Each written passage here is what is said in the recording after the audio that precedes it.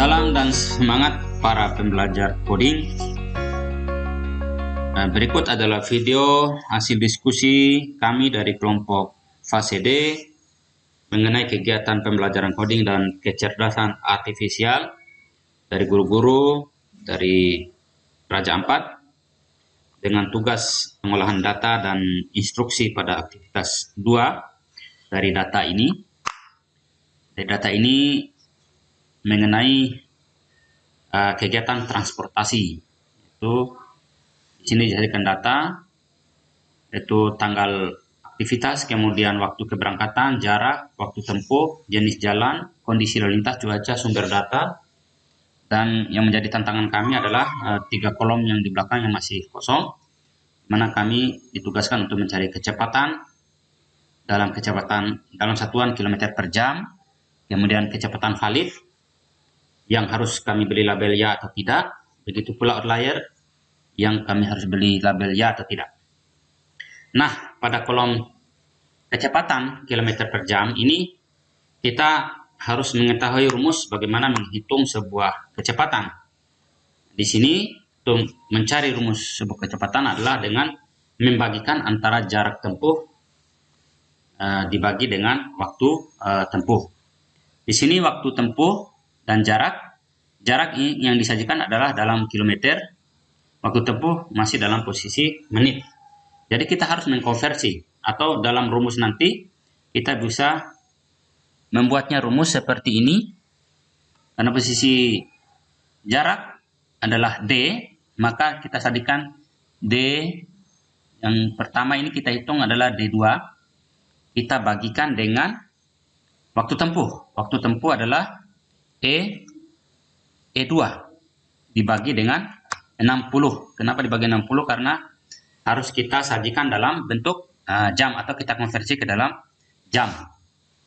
Kemudian ini kita enter. Nah, inilah hasilnya.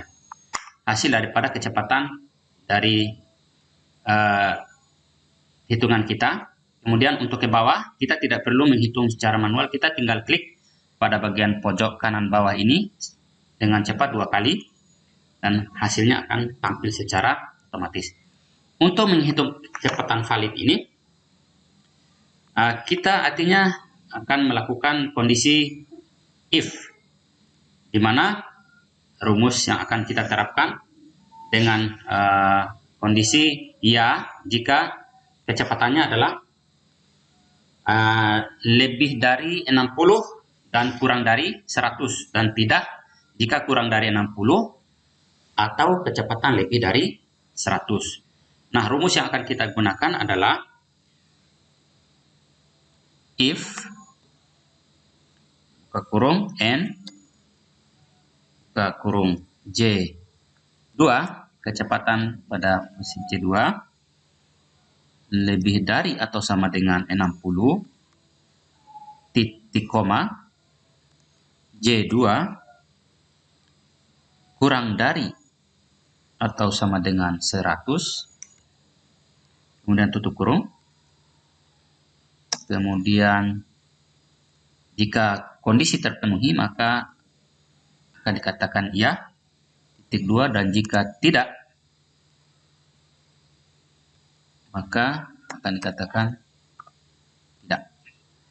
Ketik, dan tutup kurung, dan kita enter. Nah, di sini ada kesalahan sedikit yang harus kita jeli untuk melihatnya. Di sini kita melupakan tanda titik koma, kemudian enter. Nah, hasilnya seperti ini. Kita lihat untuk hasil yang lainnya, klik 2 kali. Nah, yang terpenuhi adalah posisi nomor 14 dan 15. Kemudian untuk outlier, kita terapkan jika dikatakan ya jika kecepatan kurang dari 20 atau kecepatan lebih dari, kita taruh di sini 100. Kemudian dikatakan tidak jika kurang dari, lebih dari atau sama dengan 20, kemudian kurang dari atau sama dengan 100. Nah, untuk rumusnya adalah if buka kurung or j2 2 kurang dari 20, titik koma, J2 lebih dari 100, tutup kurung, titik koma. Kemudian kondisinya jika terpenuhi, kita katakan ya, titik koma, jika tidak, tanda petik, tidak, tutup kurung, enter. Nah, inilah hasil yang kita peroleh. Klik 2 kali di sini, maka hasilnya akan muncul juga. Jadi saya kira ini yang bisa kami tampilkan atau yang bisa kami hasilkan. Jika ada kekurangan, mohon dibantu untuk memberikan saran dan kritik. Jika ada sesuatu yang benar, maka kami sangat berterima kasih dan semoga bisa dimanfaatkan di kehidupan kita. Kira itu sekian dan terima kasih dari kelompok fase D.